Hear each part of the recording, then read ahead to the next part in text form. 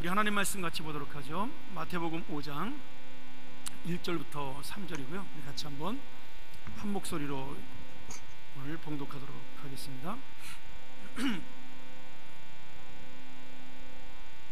같이 봉독합니다. 시작.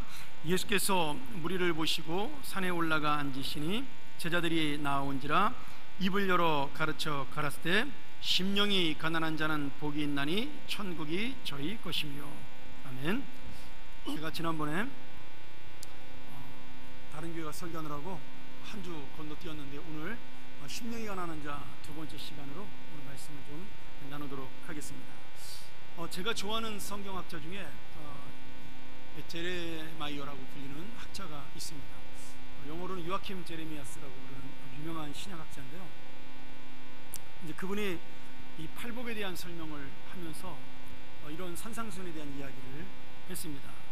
산상수훈은 이미 제사함을 받은 사람들, 다시 말하면 예수 그리스도의 은혜로 거듭난 사람들이 예수님에 대한 믿음으로 새롭게 거듭나서 그들이 새로운 하나님 나라에 속하게 되어서 주어진 말씀이다. 독일어를 번역한 거 좀 딱딱한데요. 쉽게 말하면 그런 겁니다. 우리가 예수의 은혜로 거듭난 사람이 되어서 새로운 하나님 나라에 살게 된 사람들에게 주어진 말씀이다. 그래서 그 다음이 중요합니다. 산상수훈을 많은 사람들이 윤리적인 교훈으로 생각을 하는데 윤리적인 교훈이 아니라 이것은 복음이다, 이렇게 설명을 하고 있습니다. 제가 왜 이 말씀을 좋아하냐면요, 산상수훈은 거기에 보면 5장부터 7장까지 우리 여러 가지 말씀이 나와 있는데 남을 비판하지 말라부터 시작해서 원수를 사랑하라, 기도하는 법, 굉장히 많은 설명들이 되어 있습니다. 재물을 사랑하지 아니하고 주님을 사랑하는 법. 어떻게 보면 굉장히 윤리적이고 도덕적인 내용들이 쭉 설명되어 있는데 그것이 강제로 지켜야 될 의무가 아니라는 겁니다. 내가 너무나 기쁘고 좋아서 저절로 그것을 지킬 수밖에 없게 된다는 거예요. 그래서 그것이 기쁜 소식이라는 겁니다. 여러분 한번 생각해 보세요. 산상수훈을 억지로 지키려고 생각을 하면 얼마나 힘들겠어요. 오른뺨을 때리는데 왼뺨을 들이내는 게 이게 말이 되나요? 나는 원투 스트레이트 한 방 갈겨야 속이 시원하죠. 그리고 또 우리가 남 얘기하는 거 얼마나 좋아합니까? 우리 지난주에 우리 잠깐 친구 목사들 모였는데 또 그냥 우리 목사들끼리 모이면 또 유명하신 나쁜 목사님들 이렇게 많이 욕하거든요, 우리끼리. 그리고 또 그거 하면서 카타르시스를 느끼잖아요. 나는 그런 사람이 아닌 것처럼, 사실은 속으로 다 그러면서. 그러니까 우리가 이 산상수훈을 만약에 억지로 지킨다 그러면 이건 굉장히 피곤하고 힘든 문제라는 거죠. 그런데 내가 예수님의 사람이 되고 하나님의 은혜를 받은 사람이 되었기 때문에 이것을 지키는 게 너무나 신이 나고 기쁘다, 이것은 나에게 주어진 너무나 좋은 소식이고 기쁜 소식이다, 이렇게 생각을 하면 이 산상수훈을 지키는데 힘이 든 것이 아니라 내가 보람을 느낄 수가 있다라는 겁니다. 저는 그래서 여러분들이 이 5장, 6장, 7장을 읽으면서 정말 지키기 어려운 말씀들로 많이 차 있지만 그러나 이것을 기쁨으로 지킬 수 있는 그런 진정한 하나님 나라의 백성이 되기를 주의 이름으로 축원합니다. 우리가 지난주에 심령이 가난한 자에 대해서 제가 먼저 설명을 드렸습니다. 심령이 가난한 자를 요약해 설명하면 어떻다고요? 스스로 아무것도 할 수 없어서 오직 다른 존재, 다시 말하면 하나님만 의지하는 존재가 된다라는 것. 가난한 사람은 물질적인 가난한, 또 마음의 가난한, 영적인 아픔을 가진 모든 사람이 포함되지만 중요한 것은 주님의 도움이 없이는 아무것도 할 수 없는, 그래서 오직 주님의 은혜 앞에 나를 살려달라고 구해달라고 손을 벌리고 생명을 요청하는 그런 사람이라고 배웠습니다. 여러분, 이 심령이 가난한 자는 굉장히 단순합니다. 우리가 하나님을 붙드는 자가 되면 심령이 가난한 자가 되는 거죠. 내가 다른 것을 붙들게 되면, 내가 의지하는 그 무엇이 다른 것이 내 마음속에 있다면 그 사람은 이미 심령이 가난한 자가 아니라 이 세상에 대하여 부요한, 이 세상을 그리워하는 자가 되는 겁니다. 내가 뭔가 부족하고 힘이 들고 어렵기 때문에 실망하고 낙심하는 것이 아니라 하나님을 돕는 기회로 삼는 것, 그것이 심령이 가난한 자의 특징이라고 말씀을 드렸습니다. 우리 모두가 심령이 가난한 자가 되기를 제가 그때 강조했고, 나누겠고요. 오늘은 그 심령이 가난한 자가 받는 복에 대해서 여러분하고 잠깐 동안 좀 말씀을 전하도록 하겠습니다. 간단하죠? 여러분, 심령이 가난한 자가 받는 복은 뭐라고요? 천국이 저희의 것이다, 이렇게 설명을 하고 있습니다. 자, 이 팔복, 다시 말하면 산상수훈 전체가 천국 백성이 지켜야 될 교훈이다, 이렇게 말하는 학자들이 많습니다.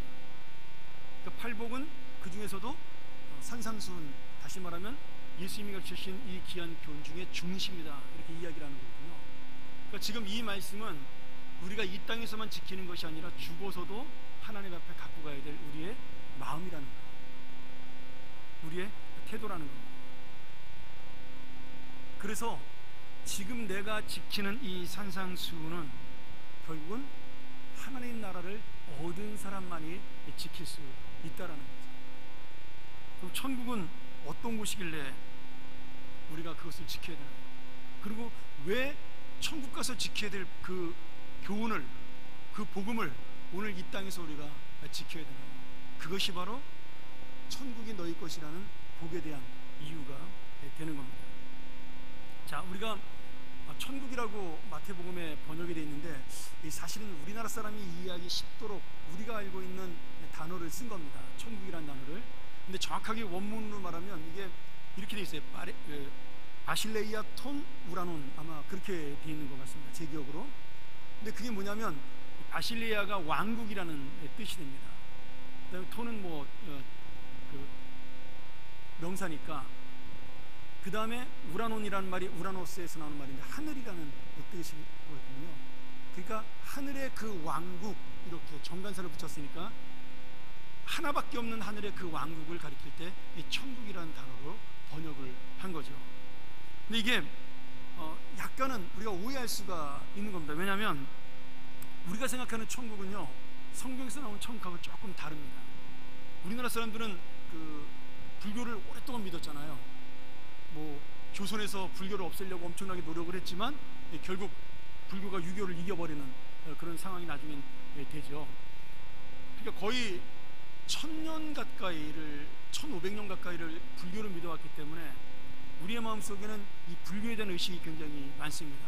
그 중에 가장 큰 게 뭐가 있냐면 극락과 지옥이라는 그런 개념으로 우리가 보고 있는 게, 우리가 말하고 있는 천국과 지옥의 개념을 생각하고 있는 겁니다. 이거 자세히 설명하려면 또 몇 시간 걸리니까 제가 다음에 기회가 될 때 오후 예배 성경 공부할 때 제가 한번 가르치도록 하고요. 이 천국이란 개념이 우리가 성경에 나온 천국과 우리가 생각하는 천국하고 많이 다르다라는 거예요. 저도 한 2달 전에 영화 봤는데 만화책 만든 영화 신과 함께라는 만화인데 영화로 만든 게 있죠. 거기에 보면 그 불교에서 말하는 그 지옥이 쭉 나옵니다. 우리가 이제 그런 걸 자꾸 보기 때문에 우리가 생각하는 지옥도 그런 게 아니냐, 아니 우리가 생각하는 천국도 그런 게 아니냐, 이렇게 오해할 수가 있다라는 거죠.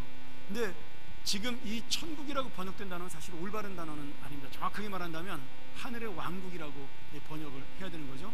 근데 우리가 이게 또 이 단어 쓰면 좀 어려운 게, 여호와의 증인에서 이 왕국이라는 단어를 많이 쓰거든요. 사실은 이 원문의 정확한 뜻인데, 그래서 좀 조심스럽긴 하지만 하늘의 왕국과 천국은 좀, 우리나라가 말하는 천국은 다른 개념입니다. 왜냐하면 왕국이라는 개념 속에는 영토의 개념도 들어있지만 통치의 개념이 더 강하게 담겨져 있습니다. 그래서 이 왕국이라는 단어, 이 바실레이아라는 이 말 속에는 어떤 왕의 권위가 담겨 있는 곳, 왕의 권위가 담겨 있는 그러한 어떤 그 통치의 개념이 더 강하게 나타나 있기 때문에 하나님이 다스리는 그곳, 하나님의 통치가 있는 그곳이 바로 하나님의 나라가 되는 거죠. 그래서 저는 이 천국이란 단어보다 우리는 되도록이면 하나님의 나라라는 단어를 쓰는 것이 훨씬 더 좋다라고 생각이 됩니다. 저희 교회가 어성경 읽어주는 열심히 하는 교회니까 제가 직접 가르치진 않지만 저보다 더 잘 가르치는 강사들이 많이 있거든요, 우리 교회에. 근데 거기서 보면 이 어성경의 그 주제의 흐름이 관통하는 주제가 하나님의 나라예요. 창세기서부터 계시록까지 하나님이 어떤 목적을 이루기 위해서 우리를 인도하시는가에 대한 그 끝이 보면 하나님의 나라입니다. 그래서 하나님 나라의 창조, 다시 말하면 우리가 구약의 창조가 마지막 계시록에 천국으로 완성되지 않습니까? 그 천국이 뭐냐면 바로 하나님 나라의 완성이에요. 그러니까 하나님 나라로 시작해서 하나님 나라로 끝나는 게 성경이라고 볼 수가 있는 거죠. 이것을 체계적으로 읽도록 도와주는 게 어성경이 읽어지랍니다. 이제 우리 추석 끝나고 다음 주부터 어성경 개강하는데 좀 많이 들으시라고 제가 광고하는 겁니다. 되도록 꼭 들으셔야 정말 좋습니다. 한 번 들으면 안 되고 한 5번쯤 들으세요. 그러면 성경을 읽는 눈이 조금은 떠집니다. 이 왕국의 개념으로 볼 때 하나님이 통치하는 그곳, 근데 왜 하나님 나라라고 번역을 안 하고 그 하늘나라라고 번역을 했을까요? 하늘 왕국이라고. 이제 그게 중요하죠. 자, 구약에서는요 하나님의 이름을 직접 부르지 못했습니다. 제가 예전에 한번 설명드렸죠, 그 오후 예배 시간에. 그래서 하나님의 이름을 너무 안 불러가지고 여호와라는 단어를 나중에 후대 이스라엘 사람들이 잊어버리게 됩니다. 왜냐하면 여호와라는 단어가 나올 때마다 붓을 빨고 서기관들이 글을 쓰면서 하나님의 이름을 감히 부르지 못하고 그의 별명을 불렀어요. 그게 뭐냐면 아도나이라는 거예요. 아도나이, 주님이라는 뜻이죠. 그게 신약 성경에 오 주여 이렇게 번역이 된 겁니다. 그 전통은 계속해서 내려오기 때문에 이스라엘 사람들은 감히 하나님의 이름을 부르지 못하게 됩니다. 결국은 하나님의 이름을 잊어버리는 바람에 단어는 있는데 발음을 잊어버려가지고 우리가 말하는 여호와는 야훼와 여호와, 다시 말하면 그 발음 가지고 만들 수 있는 두 단어가 합성된 단어가 여호와라는 단어입니다. 그것도 하나님의 뜻이겠죠. 그래서 구약에 보면 항상 하나님이라는 단어를 쓰면서 아도나이라는 표현을 씁니다. 글로는 여호와라고 쓰지만 말로는 아도나이라고 부르는 거죠. 그리고 하나님의 이름 이런 단어를 잘 못 씁니다. 그래서 정관사 덜을 붙여서 그 이름 이렇게 부릅니다. 그러니까 그 이름 그러면 누구 이름이에요? 한 분밖에 없는 하나님의 이름이 되는 거죠. 그래서 하나님 나라도 하나님의 이름을 못 부르니까 뭐라고 불렀어요? 하나님이 계신 하늘나라 이렇게 부른 겁니다. 그래서 하늘나라, 다시 말하면 천국은 하늘에 계신 분을 가리키는 거니까 하늘나라는 하나님 나라, 하나님 다스리는 것과 똑같은 동의어예요. 근데 여기서 중요한 게 뭐냐면 여기서 말하는 하늘은 우리가 하늘을 바라보는 스카이가 아닙니다. 영어로 하늘을 번역할 때 뭐라고 번역하죠? 헤븐이라는 단어를 쓰는 거죠. 우리가 볼 때 똑같이 하늘나라인데 읽을 때 전혀 의미가 다릅니다. 스카이는 그냥 내가 보는 하늘이에요. 비행기가 떠가는 하늘, 푸른 하늘. 근데 헤븐이라는 말을 쓰면 거기는 공간적인 의미가 담겨져 있습니다. 누군가 그곳에 있는 곳. 그 천국을 영어로는 그냥 헤븐이라고 표현하는 사람도 굉장히 많습니다. 자, 그러면은 뭐 이제 그런 신학적 용어를 제가 설명하려고 여러분에게 이 말씀 드리는 게 아니라, 그러면 이 천국은 우리가 생각하는 죽어서 가는 천당, 그 천당이란 말 자체 당자가 그 건물을 의미하는 거잖아요. 예배당 하는 것처럼. 그 천당은 하늘에 있는 천당이 아니라 이 땅에 내려오는 하나님의 통치, 하나님이 계신 곳은 어디나 뭐가 되는 거예요? 하나님의 나라가 되는 겁니다. 그래서 우리가 하나님 나라를 이 땅에서 이루자라는 말을 자주 사용하잖아요. 저도 설교 시간에 굉장히 많이 쓰죠. 근데 그 하나님 나라를 이 땅에서 이룬다는 말이 바로 하늘에 계신 하나님은 이 땅에서 동일하게 우리에게 역사하신다는 사실을 보여주는 말씀입니다. 요즘 신학자들 간에 그런 논란들이 많이 있죠. 이제 좀 조심스러운 해석들이긴 한데, 특별히 요새 유행하고 있는 그 톰 나이트 목사님이라는 아주 유명한 그 성공의 신학자가 있는데, 그분이 이런 천국을 해석하면서 천국은 하늘에 있는 것이 아니라 땅에 있는 것이다 이야기를 합니다. 그 말은 뭐냐면 이 땅은 없어질 것이 아니라 하나님 나라로 변화될 것이다. 근데 이것을 톰 나이트 목사님이 처음으로 이야기한 것이 아니라, 제가 대학교 다닐 때 리차드 마우어라는 목사님이 현재의 문화와 미래의 천국이라는 80년대에 나온 책에서 이미 그 주장을 했던 바예요. 천년 왕국론을 주장하는 사람 중에 무천년주자들이 주장하는 그런 내용이었습니다. 그래서 이 땅은 없어지지 않고 여기에 하나님 나라가 이루어진다. 왜? 하나님이 선하게 만드셨고 이 땅을 만드신 다음에 좋았다라고 말씀하셨기 때문에, 하나님이 좋았더라라고 말씀하신 것을 우리의 죄로 악해진 거니까 우리의 죄만 없어지면 이곳은 다시 좋은 선한 곳으로 바뀐다. 그러니 굳이 하나님께서 하늘에 있는 천국을 만들 필요가 없다라고 이렇게 해석하는 겁니다. 뭐 이렇든 저렇든 간에 하늘에서 하나님 내려오시던 우리가 올라가든 저는 상관이 없다고 보지만, 중요한 건 여기서 굉장히 중요한 의미가 뭐냐면, 하나님은 항상 우리와 함께 있을 때 하나님의 나라가 이루어진다라는 겁니다. 여러분, 천국은 죽어서 가는 곳만은 아니라는 겁니다. 오늘 이 산상수훈 팔복이 바로 하나님 나라의 그 교훈이라고 말씀했고, 하나님 나라의 복음이라고 말씀했는데, 그것을 이 땅에서 지키라고 말씀하는 그 이유는 이 땅에 이미 예수 그리스도의 통치를 통해서 하나님 나라가 이루어지고 있다는 의미가 되는 거죠. 그러니 우리가 천국을 이야기할 때 죽어서 가는 천국도 있지만, 이 땅에서 주님을 믿음으로 누리는 이 땅의 천국도 우리에게 지금 있다라는 사실입니다. 자, 미래의 천국은 그 당시 사는 사람들에게 굉장히 큰 희망이 되었습니다. 뭐요? 세상 사는 게 어렵잖아요. 가난하고 힘들고 로마의 핍박을 받고, 특별히 예수님 믿었던 사람들은 예수님이 승천하신 이후로 그 교부 시대를 지나면서 굉장히 많은 핍박을 몇백 년 동안 받게 됩니다. 그래서 사도 바울도 데살로니가 전후서를 쓰면서 예수님이 빨리 재림하기를 원하셨고요, 베드로 전후서를 쓰면서 예수님이 곧 온다라고 말할 정도로 하늘의 천국을 사모했던 것이 그 당시 사람들의 마음이었어요. 그래서 어쩌면 팔복의 마지막 복이 의를 위하여 핍박을 받는 자는 복이 있나니 천국이 저희 것이다라고 말하는 것이 그 하늘에 있는 천국을 그리워했던 사람들에게 주시는 하나님의 희망이 있는 복음이라고 볼 수가 있는 거죠. 근데 예수님은 그 정도로 말씀하신 게 아니라 그 천국이 오늘 이 땅에 우리에게 임했다라는 거예요. 누구를 통해서요? 예수 그리스도를 믿음으로. 예수님 자신이 하늘에서 이 땅에 내려오심으로 인해서 이미 하나님 나라가 임했다라고 이 말씀을 통해 설명하고 있는 겁니다. 그리고 그 예수님을 붙잡고 의지하는 모든 사람들에게는 이 천국을 주시겠다라고, 이미 이 천국을 너희들에게 임했다라고 우리에게 그렇게 복을 주시는 거죠. 제가 이 말씀 준비하면서 성경을 보다가 메시지 성경을 보게 되었습니다. 뭐 메시지 성경이 안 좋다고 말하는 분도 많이 있는데, 그래도 안 읽는 것보다 낫습니다. 이거는 유진 피터슨 목사님이 이제 성경을 번역한 건데, 자기의 조금은 감정을 좀 섞어서 번역을 하는 거기 때문에 원문과는 많이 조금 차이가 있습니다. 그런데 나름대로의 은혜가 있어요. 한번 우리 메시지 성경으로 마태복음 5장 3절 한번 볼까요? 같이 한번 읽겠습니다. 시작. 벼랑 끝에 서 있는 너희는 복이 있다. 너희가 작아질수록 하나님과 그분의 다스림은 커진다. 지금 유진 피터슨 목사님이 이 마태복음 5장 3절을 원문에서 번역을 하면서 그분이 원문의 뜻을 몰라서 저렇게 번역한 것이 아니라 그 당시에 살고 있었던 사람들의 마음을 지금 표현하고 있는, 그 아픔을 표현하고 있는 겁니다. 지금 그들의 마음이 어떤 거예요? 벼랑 끝에 서 있는 사람들의 마음이라는 거예요. 그만큼 힘들다라는 거죠. 그래서 여러분, 벼랑 끝에 서 있으면 몸이 움츠러지고 작아집니다.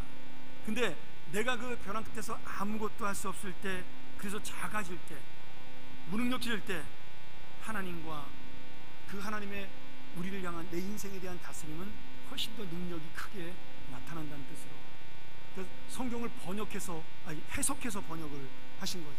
그 사람들의 아픈 마음과 우리의 마음까지, 아니면 당신이 받았던 그 은혜를 나누면서 이 말씀을 해석하고 있다라는 거예요. 저는 이 해석이 나쁜 해석이라는 생각이 안 들어요. 제 마음속에 참 와닿더라고요. 내 인생은 지금 어느 끝에 서 있을까? 나는 지금 어떤 심정으로 이 세상을 살고 있을까? 여러분, 벼랑 끝에 서 있는 사람은 어떤 사람일까요? 아마도 아무것도 할 수 없는 상태, 심령이 가난한 자의 상태가 되는 거죠. 자기의 힘으로 아무것도 할 수 없는 상태.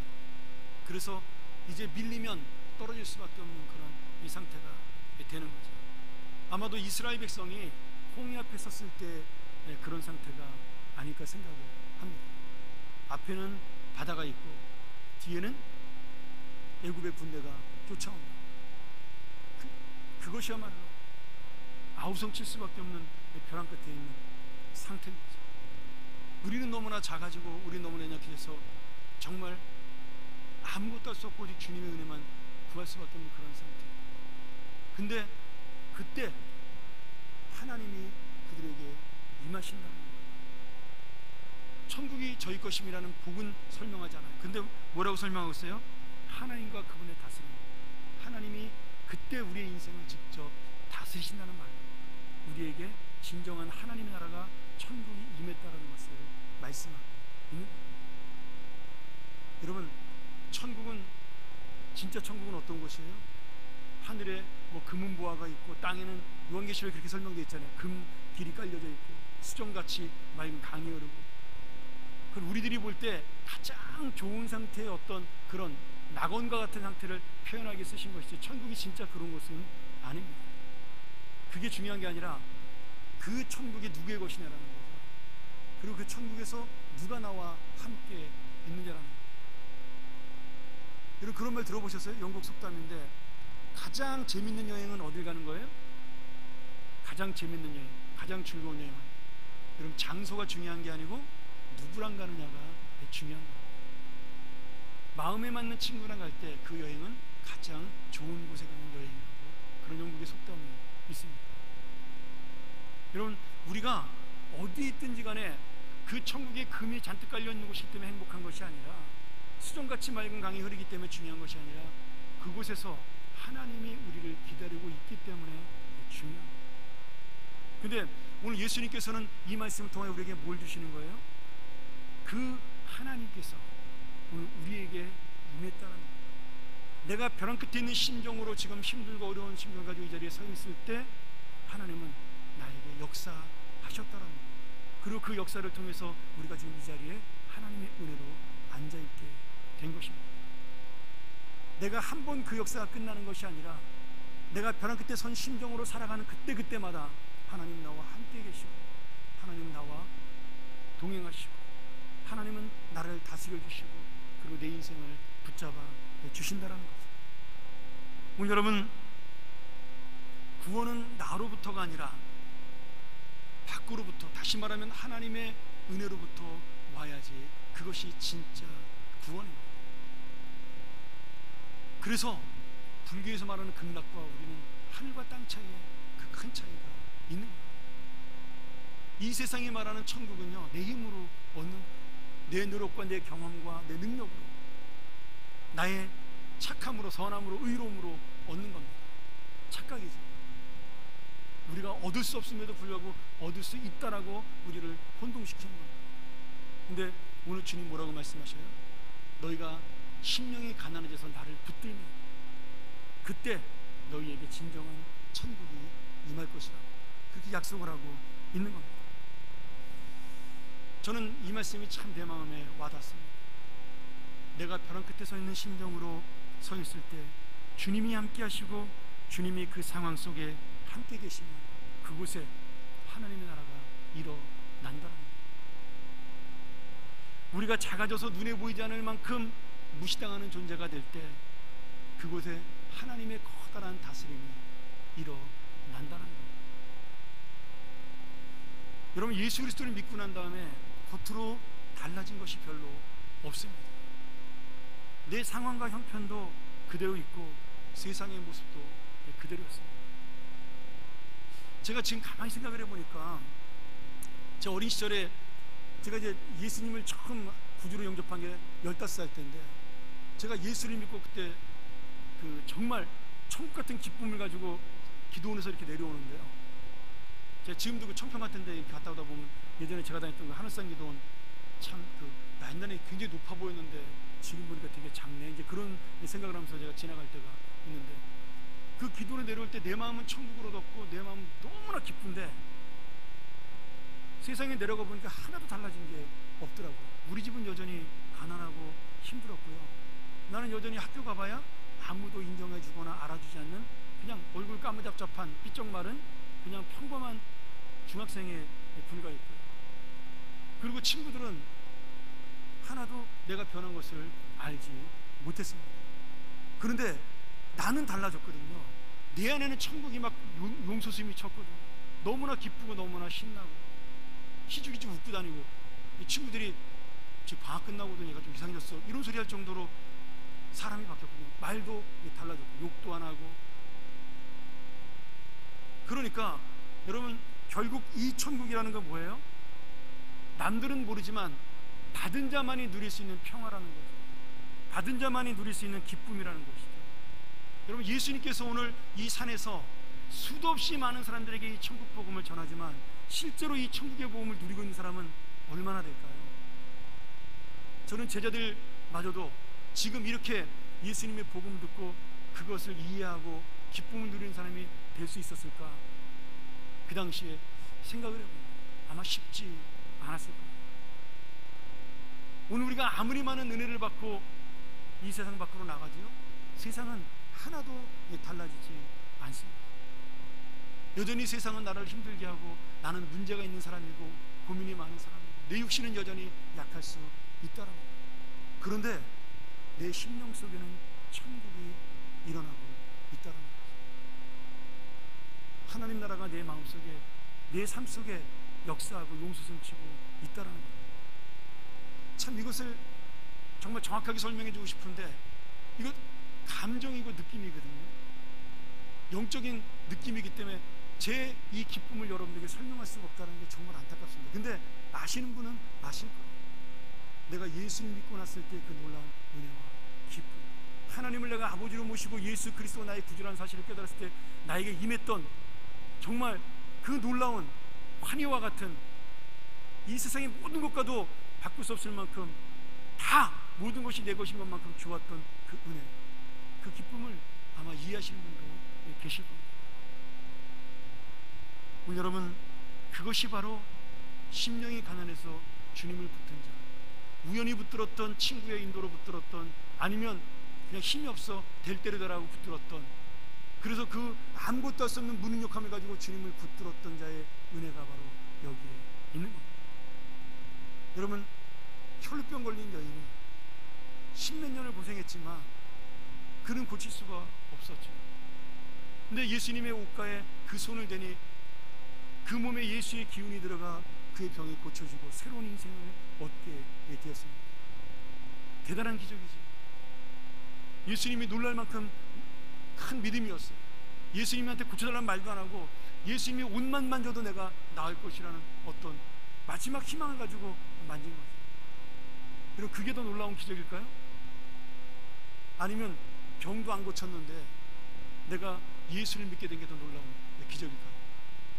여러분, 처음 좋아해도요, 그 큰 의미 없습니다. 사람은 연약하기 때문에 아무리 큰 은혜를 받고 아무리 큰 기적적인 체험을 해도요, 시간 지나면 잊어집니다. 그 놀라운 체험을 가지고 예수를 믿은 그 사람보다 오늘 말씀을 가지고 예수를 믿은 이 기쁨을 가진 우리가 어쩌면 더 하나님의 큰 은혜를 입은 이 사람들입니다. 오늘 여러분, 많은 사람들이 이 놀라운 은혜와 복을 받고 기적적인 신비한 역사를 가지고 하나님을 믿게 되었고 하나님의 그런 일꾼이 되었고 수많은 역사들을 일으켰습니다. 그럼에도 불구하고 그들은 마지막에 육신의 욕심을 따라간 사람들이 얼마나 많은지 모릅니다. 성경에만 해도 얼마나 많아요. 고라자손이 그랬죠. 또 미리암이 그랬죠. 그리고 왕시대에 가면 솔로몬 왕이 그러죠. 우시아 왕이 그러죠. 누구보다 큰 은혜를 받은 사람들인데 그들은 그 은혜를 다 잊어버립니다. 그리고 이 천국을 잃어버리고 이 세상의 천국을 자꾸 찾잖아요. 돈으로 찾고 명예로 찾고 권력과 영광도 찾고. 여러분, 성경에 나오는 범죄가 지금 이 땅에 일어나는 범죄와 하나도 다를 것이 없습니다. 결국 예수님 당하셨던 그 세 가지 시험, 돈과 명예와 권력이에요. 그것이 천국을 잃어버리게 만든 거예요. 저는 사탄이 예수님에게 천하만국을 보여주면서 나에게 경배라, 내가 이건 너에게 줄게, 그 얘기했을 때 예수님이 얼마나 어이없었을까 생각을 해봐요. 그게 지 건가요? 하나님 건데 자기가 준다고 거짓말하잖아요. 근데 지금도 사탄은 그렇게 우리를 유혹하거든요. 너 이것만 하면 남들이 얻지 못하는 내가 그거 준다. 그래서 거기 따라갑니다. 그리고 망하는 거죠. 뭐 흥하는 사람도 있겠지만 그 흥함이 결코 하나님의 성공은 아니라는 거예요. 오늘 여러분, 이 땅에 하나님의 천국을 이미 받았음에도 불구하고 지금 수도 없이 많은 사람들이 그 천국을 놓치기 때문에 그 천국의 기쁨을 누리지 못하고 사는 거예요. 지금 한국교회 문제도 바로 그런 거죠. 수많은 목사님들이 자기가 처음 받았던 그 천국의 기쁨을 자꾸 잊어버리는 거예요. 세상의 천국을 자꾸 가지려고 하는 겁니다. 다른 게 없어요. 이 땅에 임하실 하나님의 통치와 이 땅에서 역사하시는 그 예수 그리스도의 그 통치를 놓치고 있기 때문에 내가 나를 다스리는 겁니다. 내가 이 땅을 다스리고 싶은 욕심이 바로 지금 교회의 문제를 일으키고 이 나라의 문제를 일으키고 있는 거죠. 그래서 이단보다 더 나쁩니다. 이단은요, 그런 은혜를 모르고 속아 넘어간 사람들이니까 이해할 수 있는 거예요. 근데 그 천국의 진짜 은혜를 받고도 자기의 육신의 그 천국, 내가 원하는 나라를 이루기 위해서 하나님 나라를 버렸기 때문에 어쩌면 그것이 이단보다 더 무서운 죄일 수도 있는 거죠. 우리도 여러분 별다르지 않습니다. 내가 받은 은혜를 놓치는 그 순간, 오늘 내가 어려움 때문에 놓쳤든 아니면 육신의 연약함 때문에 놓쳤든 아니면 세상에 너무 좋은 것을 많이 받아서 놓쳤든 간에 그 천국을 놓치고 사는 그 순간에 여러분들은 하나님의 영광을 잃어버린 자, 이 진짜 천국의 기쁨을 놓친 자로 살 수밖에 없게 되는 거예요. 자, 말씀 정리하죠. 지금은 돌아가셨지만 긍정의 신학으로 굉장히 유명하신 로버트 슐러 목사님이 계십니다. 그분이 젊을 때 그런 설교를 하신 적이 있어요. 예를 든 거죠. 하나님께서 절벽 가까이로 나를 부르셔서 다가갔습니다. 절벽 끝에 더 가까이 오라고 하셔서 더 다가갔습니다. 그랬더니 주님께서 절벽 끝에 겨우 발을 붙이고 있는 나를 절벽 아래로 밀어 버리셨습니다. 그리고 나는 그 절벽 아래로 떨어졌습니다.